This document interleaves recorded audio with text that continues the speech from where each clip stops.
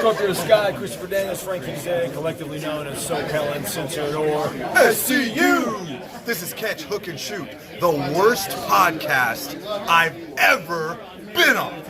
Word.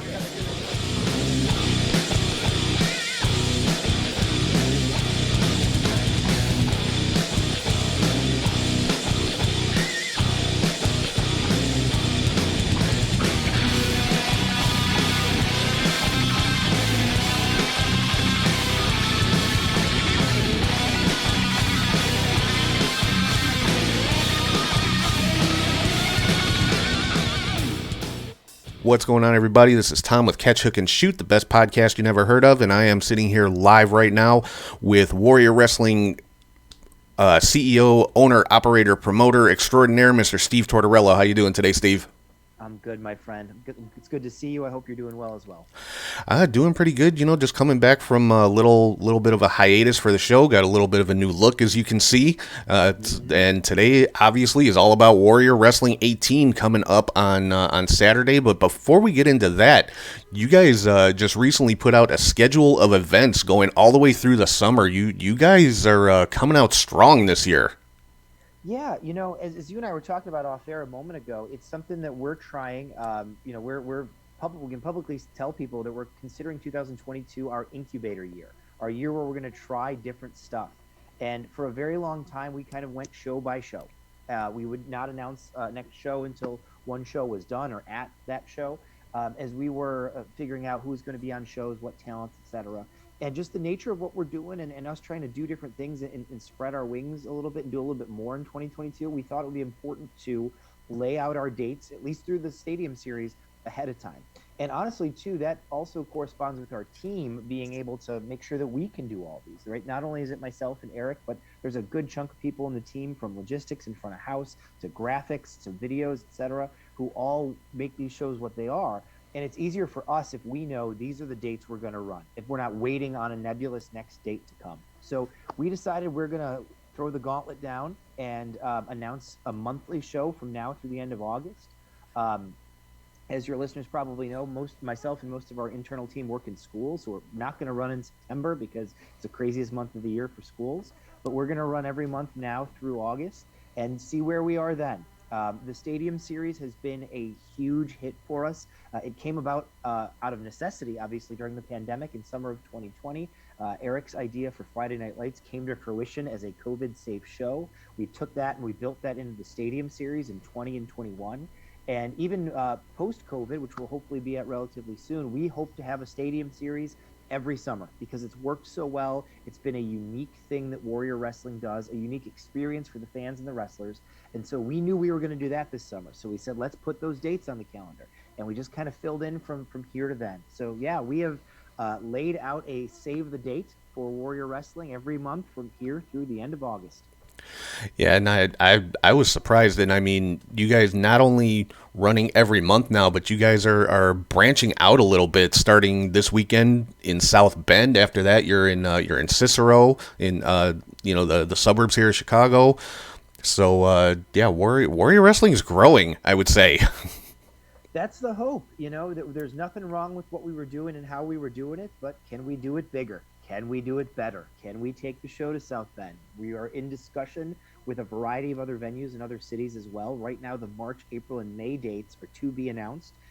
We think one of those will be in the Chicago area. The other one or two might be elsewhere as well. So we are hoping to bring Warrior around the Midwest and then bring all the people we meet in our travels back here in the summer for the Stadium Series.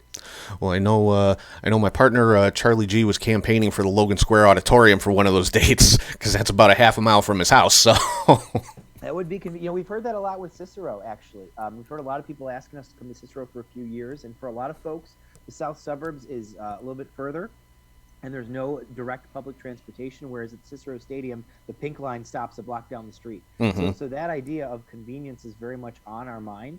I wouldn't rule out Logan Square Auditorium. It's a great venue. I've been there for AAW and Freelance and Chikara and Evolve and other shows. So it's definitely a possibility, but we'll have to see how it all falls together. And I can't wait. I mean, you guys have already started announcing some matches for the February 12th show in Cicero, but before that, like we just said a minute ago, South Bend, Indiana, this Saturday, January the 22nd, Warriors' first road show, I guess you could say. Yep, we're excited. And South Bend was the perfect market to start with for a variety of reasons. We want a lot of our Chicago fans to be able to come to the first road show. Well, South Bend is 90 minutes from Chicago. It's straight across I-80 on the toll road. So if you're a die-hard Warrior fan in the Chicago area, you can make the trip out to South Bend. Also, we have a ton of fans that have come to our shows from Indiana and Michigan over the years. Every show, a lot of Indiana and Michigan fans. So our hope was that those people from that area will have a show, like we talked about a minute ago on convenience, a little bit closer to them, a little bit closer to home.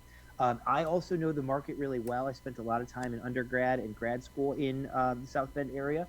And also, Eric and I had helped Impact co-promote a show ahead of Bound for Glory in 2019 in South Bend. We scouted the area, we looked at venues, we did a lot with Impact for that.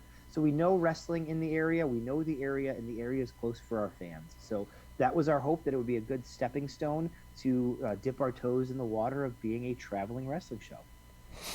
Yeah, and originally I didn't think I was going to be able to make it. I had a vacation scheduled that kind of got switched around a little bit. So me and Charlie are going to be there in South Bend, as always, doing our usual internet radio broadcast. So let's get into some of these matches that are going to put me and Charlie's announcing skills to the test, like Warrior always does. And the first one I'm going to start off with is former Impact X Division champion, recent free agent Rohit Raju taking on Warhorse. Yes, this is going to be a battle of two unstoppable forces. If you know Rohit, you know he's got a lot of attitude, a lot of energy, and he's great in the ring. And if you know Warhorse, you know that he's 4,000 pounds of heavy metal. And these two are just going to collide. Like, it's going to be like a car crash on the Indiana toll road, head to head. We're very excited for this one. Yeah, I can't wait for that one. Although I do have to mention, as I'm looking at the flyer here, you did not put Warhorse's name in all caps. He's not going to be happy about that. I'm going to have to deal with the horse, and I know that. And so moving on from there, this next one, this match is going to be all about speed. Myron Reed taking on Casey Navarro. Yes, these guys are, to quote Jim Ross, quick as a hiccup. They are like that in the ring. And we've seen Myron before. He was on Friday Night Lights in an incredible six-man. He was on Stadium Series Part 1 in 2020 with him, Jordan Oliver, and Chris Bay against the Rascals. And now he's back, and he's taking on Casey Navarro, who our fans have seen all year long in 2021 really kind of stake his claim with matches against Cole Radrick and Dante Martin and the GMSI and Alex Shelley and Rocky Romero. So these are two guys who can move, and they are going to be doing a lot of moving in the Bendix Arena on Saturday night. Yeah, definitely. This one, I mean, if you blink during this match, you're going to miss something with these two guys in there. And Casey Navarro still has that Warrior medallion for a title shot that has not cashed in yet. Yeah, he's had bad luck since he's won it. He won the medallion in the GMSI in August, and then he lost to Alex Shelley. He lost to Rocky Romero. I know that is very much on his mind. I know that's very much on the mind of the man who created the GMSI, his mentor, Brian Cage. Mm-hmm. So it'll be interesting to see how that plays out, because his mentor also has a shot at the title this Saturday. So what happens if KC's mentor, Brian Cage, wins back the Warrior title and Casey's sitting there with that medallion? Yeah, that does make for some interesting scenarios that could pop up. And also, we saw at the last Warrior show at 17 a little bit of a confrontation with Casey and the current and new Warrior champion Will Ospreay, and that in and of itself could be a fantastic match. Yes, so that happened backstage just as Will walked through the curtain, and there were some pictures and some video that were snapped of that. So we'll see what happens or where that goes, but Casey is definitely in the mix. Definitely. And talking about titles for the Warrior Lucha title, now Aramis is the inaugural champion. He's had that title since its inception, and you guys just keep throwing bigger and bigger obstacles in front of him, and this time it's a scramble match with Gringo Loco, ASF, Drago Kid, and Sam Adonis. Yes. This is so we've tried to change up what we throw at him. Sometimes it's a singles match, sometimes it's a multi-man. So he's defended the belt against Mr. Iguana. He's defended the belt against his teacher, Daga. He's defended it in a triple threat with Gringo and Rey Horus. He's defended it against Flamita. And now, as you said, it's a 5-man scramble. So he's seen Gringo before. He's never been in there with ASF or with Drago Kid or with Sam Adonis. And so it's going to be a really interesting challenge for Aramis as he tries to hold on to that title again. He has been the workhorse. We talked about Warhorse earlier. He has been the workhorse of Warrior Wrestling since June. He has been on every show, and he's basically been stealing the show on every show that we've had. And so the question is, can he keep it up? Yeah, and it's funny you say that, because when I was looking at the card earlier, I had that exact thought. I'm like, Aramis has been the workhorse for Warrior since he won that title. It's kind of almost harkens back to like back in the 80s. You think about the WWF Intercontinental title. That was like the workers title. People like Randy Savage and Ricky Steamboat and Honky Tonk Man and Mr. Perfect. That's kind of what the Lucha title is turning into.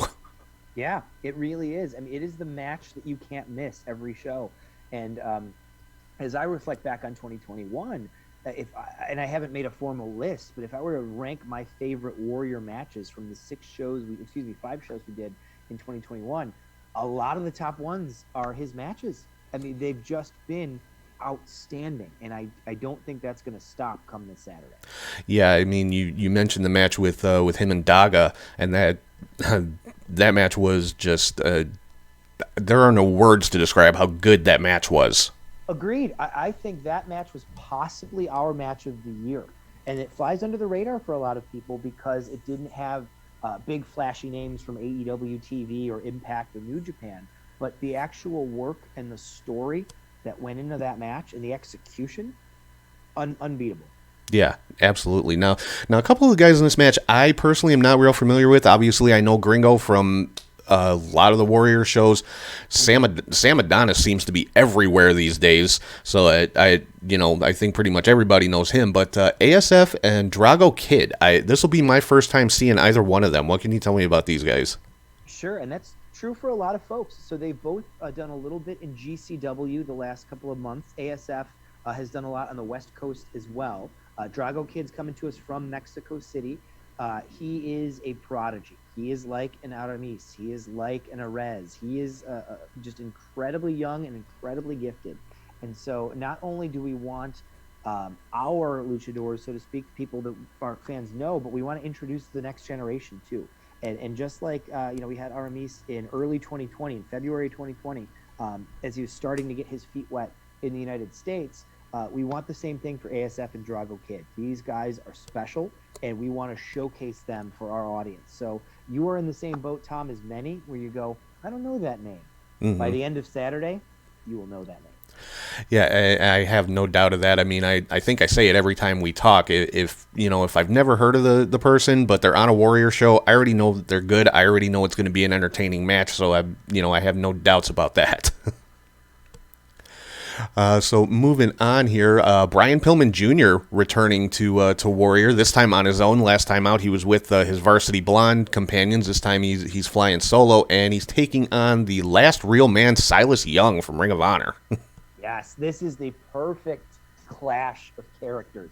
You've got the Varsity Blonde, the former champ, the mullet wearing, Letterman's jacket wearing, free loving, frat boy best friend that is Brian Pillman Jr.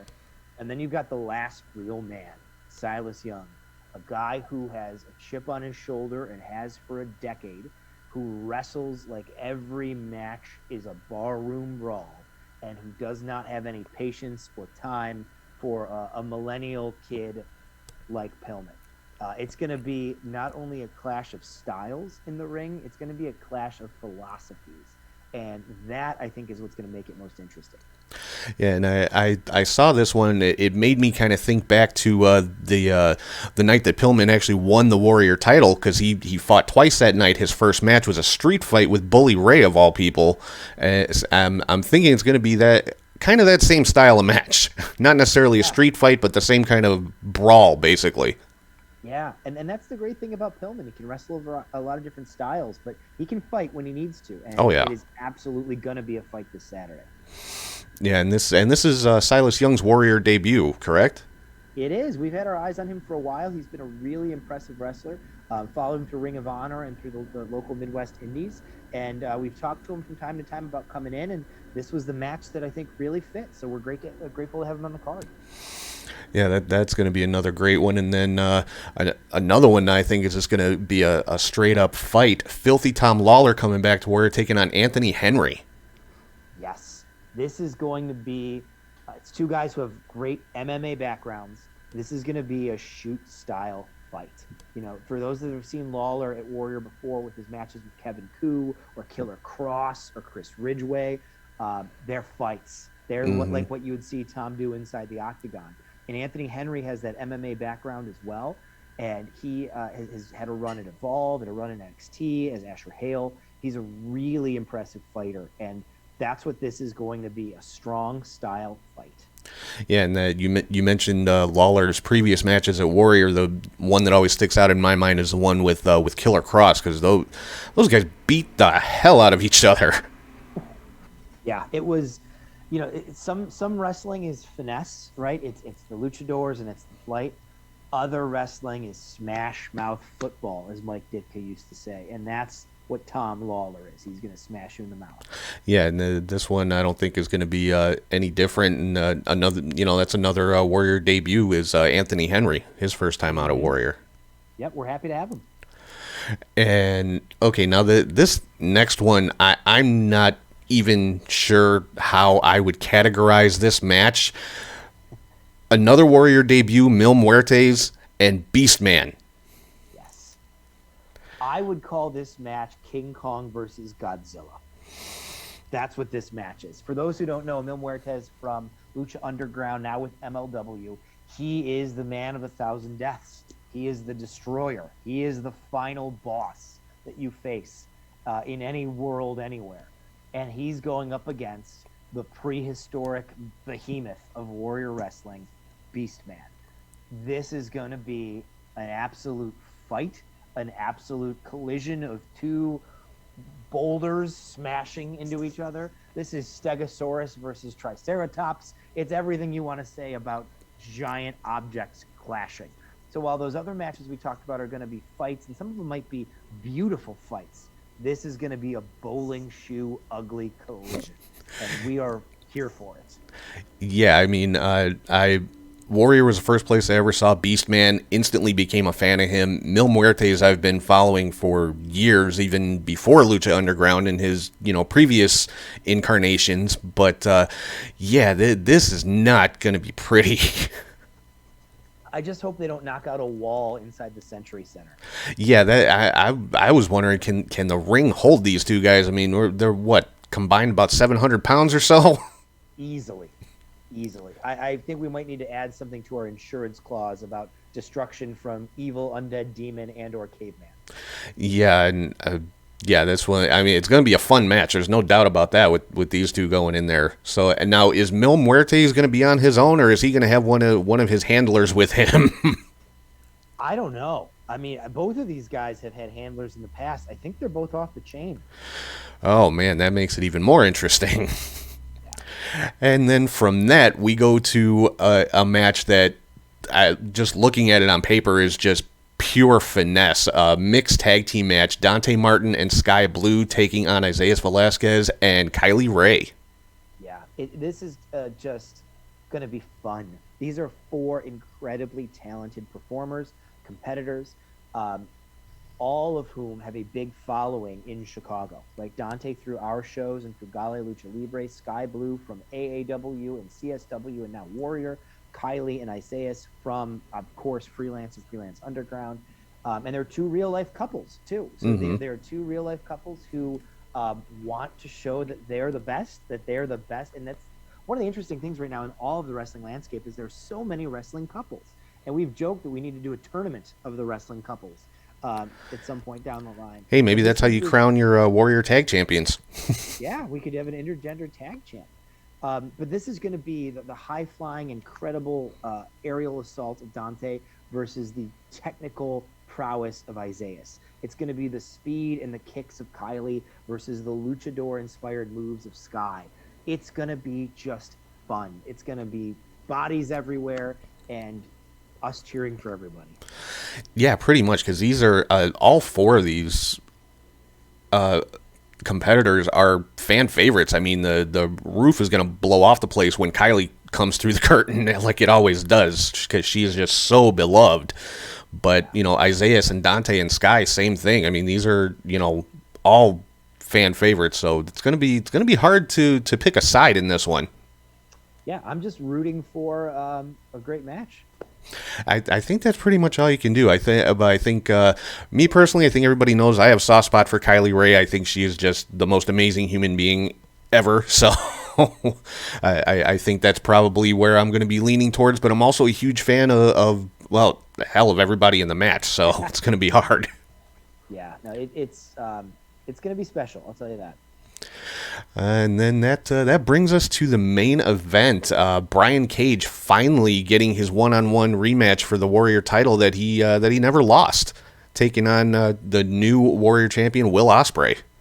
This is a match that we have talked about since 2018, so almost 4 years. Since Brian Cage was crowned champion in the middle of 2018. He and Eric and I talked about what that title reign would look like and how he wanted to defend it against the best people in the world. And Will Ospreay's name was on the top of that list. And for a variety of reasons, it never came together while Cage was champ. And now Ospreay is champ, and Cage finds himself as the challenger. As we've said in the press release and in some of the videos that will be coming out, Brian Cage not only has never been pinned or submitted in Warrior Wrestling, he's been pinned clean once or submitted clean once in the last, I believe, 5 to 6 years. And that was when Darby Allin defeated him with a top rope crucifix bomb a year ago on Dynamite. Any other time Brian Cage has been defeated in the last 6 years has been by interference, distraction, or other things. Brian Cage is an unstoppable force. Will Ospreay is currently one of the best wrestlers in the world. I don't know who wins this. I don't know who loses this. But I can tell you what, the fans are going to come out on top regardless of who wins it, because it's going to be an incredible match because we have two very motivated, very talented performers. We're going to give it their all to win and give it their all for the fans to go home happy.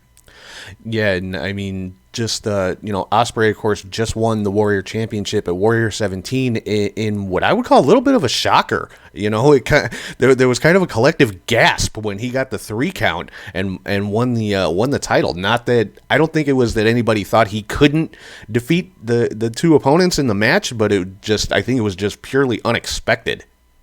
Yeah, and that there's a video we're releasing today, or I think they might have put it out yesterday, that captures that moment. And we actually have a few other videos on YouTube that show it. But it is, like you said, it was a shock.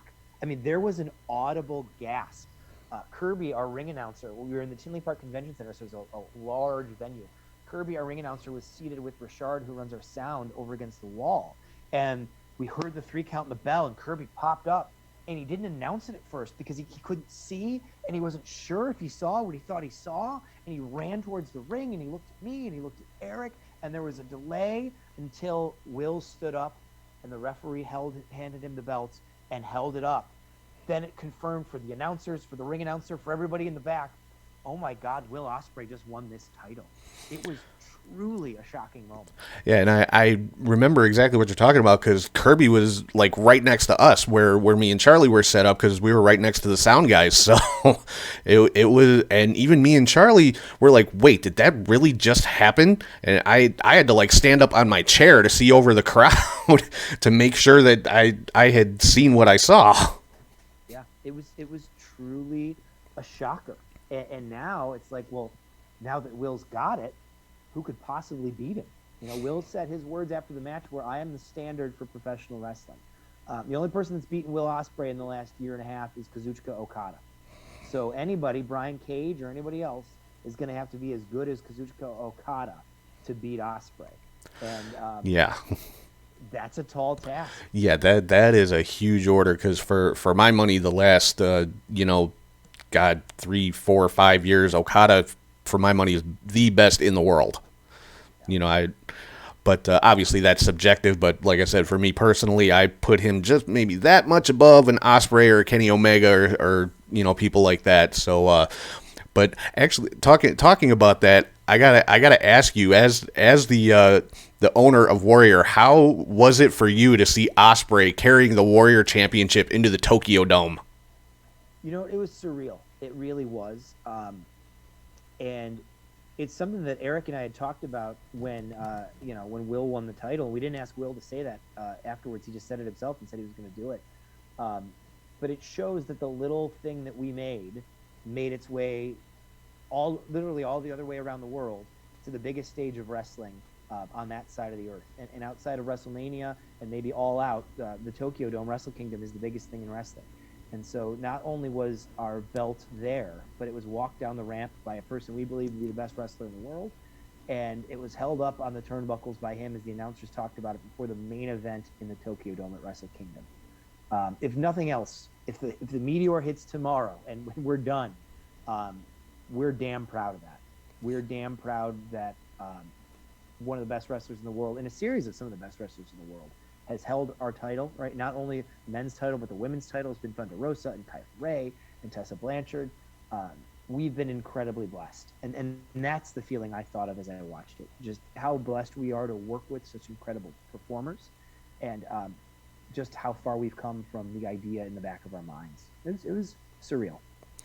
Yeah, I know. I didn't watch Wrestle Kingdom live, but I saw all the posts that went up on social media of the video of Ospreay coming down, with the Warrior Championship, and I mean, it was surreal for me just as a fan. Like, wow, that's the Warrior title. That's the title that I've held and taken pictures with guys like Brian Cage and Trey Miguel, and it's in the freaking Tokyo Dome now. Yeah, so that it was an out of body experience. Yeah, I and that was my first thought. It's like, God, what must Steve be feeling right now seeing this? So yeah, so I didn't watch it live. I considered watching it live, but we had school meetings and things, and so I couldn't stay up all night. So when I woke up in the morning, I pulled up Twitter on the phone and saw a lot of comments and mentions, and went back and watched it that evening after school, and it was really surreal. It was a really, really cool feeling. Yeah, that's huge congratulations to you for where Warrior has gone and where it is going. I mean, I've said it all along, but obviously my opinion is a bit biased. But for me, Warrior is the best independent promotion out there right now, just because the caliber of talent that you guys get, the quality of matches that you guys put on. So some of the matchups that people might not even think of if they're putting together a wrestling card in their head, and it's like, oh, that really works, and it was a great match. So I just huge congratulations to you on all the success that Warrior's having. Thank you. We love what we do, and we're going to do it until the wheels fall off. So I hope so, and without people like you jumping on board the train. And hopefully you'll let me just keep coming along for the ride, because I'm having a blast. Dude, this train, all are welcome, and we're not slowing down. Awesome. So that pretty much wraps up the card for Saturday, Warrior Wrestling 18. I just want to touch on one thing that really kind of caught my eye, because you've already started announcing talent for Warrior 19 coming up in February in Cicero. But another debut that I just wanted to touch on, because it's one of my favorite tag teams. I've never had the opportunity to see them live. Them boys, the Briscoe brothers. Dude, they've been on our wish list for forever. I honestly never thought I would see them at Warrior, and when I saw that announcement, I'm there no matter what. I have to see this. Yeah, it's going to be incredible, and they're facing the Workhorsemen, who are an incredible team, Anthony Henry and JD Drake. Yes, and I know both teams are very excited about that match. So we're going to get peak Briscoe brothers, because they love this match, they want this match. And in 2022, they're trying to tear it up all across the country. They've been the GCW champs for a couple of months. They're still holding the Ring of Honor titles. When Ring of Honor comes back, they will represent that brand. So they are on a mission to reestablish that they are, the team. And this match might do it. Yeah, I mean, a case could definitely be made for the Briscoes to be the best tag team in wrestling. So But yeah, I can't wait for that one. But that's February, so first we got to get through this Saturday. So why don't you run down all the info for the show for everybody out there who might be living under a rock and not know yet. You got it. All the info's on warriorwrestling.net, our website. Tickets, fan fest ideas, everything you could possibly want is all there. Our socials are at Warrior Wrestling, no vowels in wrestling, so WRSTLNG. It's this Saturday, January the 22nd in South Bend, Indiana. Fan fest is 5:30 to 7. Bell time is 7:30. All these times are Eastern. So if you're a Chicago person, it's an hour ahead of what you're used to. So noon in Chicago is 1 o'clock in South Bend. So a 7:30 bell in South Bend means the show starts at 6:30 Chicago time. So make sure you plan your way to get out there.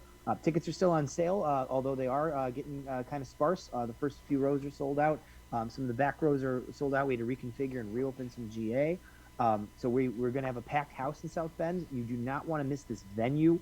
It is unbelievable. It was an old theater in the round. They turned into an esports arena, leather seats all around, professional lighting and sound. It is going to be unlike any experience you've had before. Really cool entranceways from under the fans, kind of like if you're a WWF fan, the way Madison Square Garden used to have that door that they'd come out of. That's how the wrestlers will come out of the show. So it's a totally immersive experience. There is not a bad seat in the house. It's Coliseum style, so the seats go up like a bowl. So even the last row looks down right on the ring. You're not way far away. In like a big convention center space. So if you like seeing wrestling in great venues, if you like seeing amazing matches, you can't miss it. Drive out to South Bend. I promise you won't regret it. That's awesome. Yeah, I've seen a few pictures of the arena. It looks fantastic. I can't wait to actually like get in there and get a closer look at it. And of course, the event will also be on Fight TV as well, right? Yes, sir. You can watch it live if you can't be there in person. And, of course, as always, me and Charlie will be doing our broadcast on the Podbean app, which I'll be posting the link for the live feed coming up here either today or tomorrow. But, so, yeah, me and Charlie, I know when I told Charlie that I had postponed my vacation and we'd be able to make it to for the South Bend show, he was, like, through the roof excited because I actually mentioned I was chatting with Val Capone not long ago, and I'm like, I think Steve is punishing me for not making this show just because he's booking all of my favorite people. Well, now you'll be here. Yeah, exactly. I'm like, okay, I'm making this show. If I'm postponing my vacation, I'm at least going to South Bend. So I traded Vegas for South Bend. I don't know if that's an even trade-off, but you know, in some ways, yes. In other ways, no. But on a Warrior Wrestling weekend, it absolutely is. Yeah, I think so. I think I'm coming out ahead on this one. So I'm definitely happy with the decision.